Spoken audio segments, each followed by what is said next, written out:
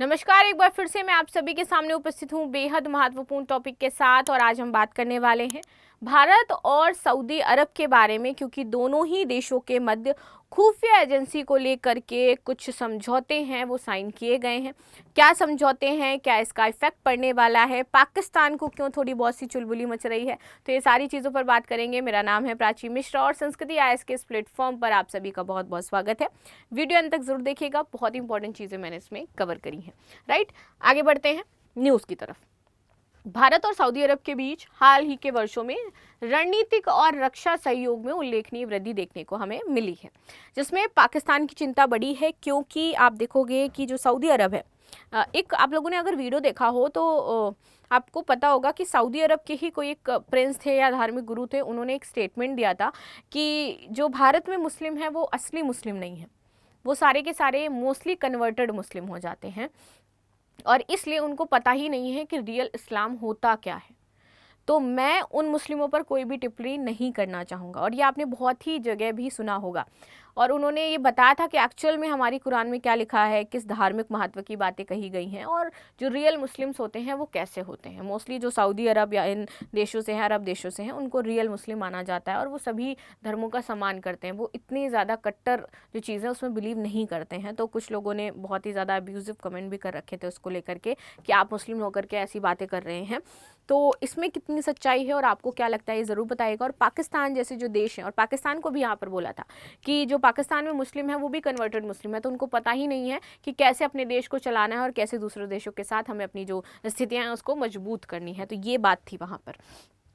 आगे आ जाते हैं, दोनों देशों के बीच खुफिया सहयोग, विशेष रूप से भारत की रिसर्च एंड एनालिसिस विंग जो आपकी रॉ हो जाती है, उसमें सऊदी अरब की खुफिया एजेंसी के बीच समझौते साइन किए गए हैं। यानी कि जो हमारी रॉ है वो सऊदी अरब के साथ मिलकर के काम करेगी, क्योंकि मोस्टली जो फंडिंग्स वगैरह हैं आप देखोगे तो ये सऊदी अरबिया से पाकिस्तान और इस जगह पर बहुत ही ज़्यादा जाती हैं, ताकि हम पता कर पाएँ कि अब पाकिस्तान भैया कहाँ फंडिंग दे रहा है, क्या कर रहा है। तो इससे हमें बहुत सारी लीड्स मिलती हैं। जब कोई भी ऑपरेशंस वगैरह चलाए जाते हैं तो ये देश ही हैं जो हमारी मदद करते हैं इसमें।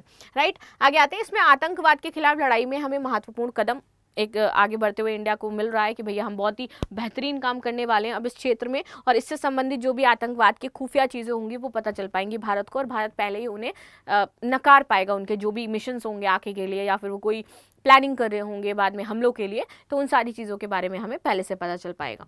रक्षा और खुफिया सहयोग के बारे में बात करें तो भारत और सऊदी अरब जो है इसने 2014 में एक रक्षा समझौते पर हस्ताक्षर किए थे, जिसमें कि सैन्य प्रशिक्षण की बात थी, खुफिया जानकारी साझा करने की बात थी और रसद सहायता शामिल थी आपकी।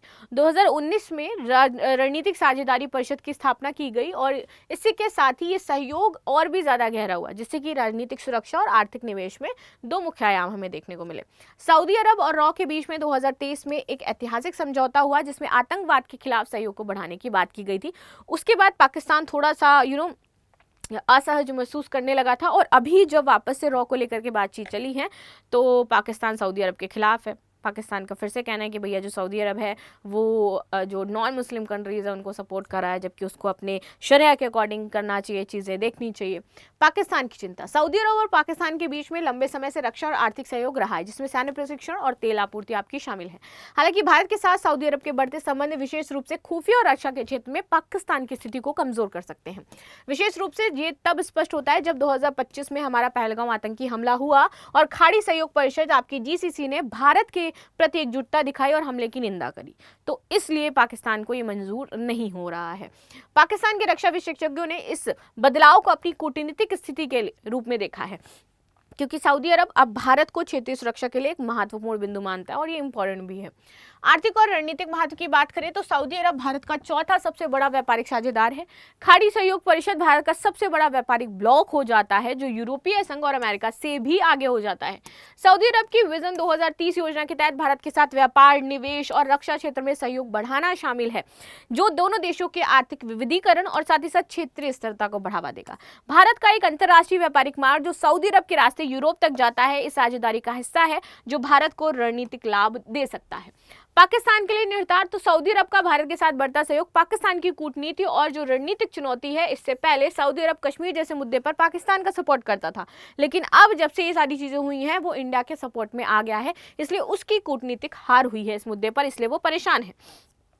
पाकिस्तान की आर्थिक स्थिति कमजोर होने के कारण सऊदी सहायता पर उसकी निर्भरता बढ़ी है, लेकिन सऊदी अरब अब भारत को प्राथमिकता दे रहा है, जिससे कि पाकिस्तान की क्षेत्रीय प्रभावशीलता वहां पर कम देखने को मिल रही है। निष्कर्ष की बात करें तो भारत और सऊदी अरब के बीच में रक्षा और खुफिया सहयोग, विशेष रूप से रॉ और आपके सऊदी खुफिया एजेंसी के बीच समझौते हैं। ये आपके दोनों देशों के रणनीतिक रिश्तों को एक नया आयाम देखे। ये ना केवल सहयोग की बात कर रहे हैं, बल्कि आतंकवाद के खिलाफ लड़ाई की बात कर रहे हैं, जो कि भारत के लिए एक इम्पॉर्टेंट विषय हो जाता है आज के समय में।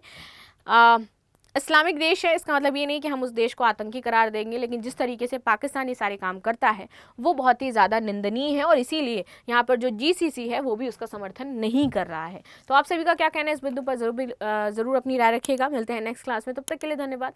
लाइक शेयर सब्सक्राइब करना बिल्कुल भी ना भूलें, and thank you so much.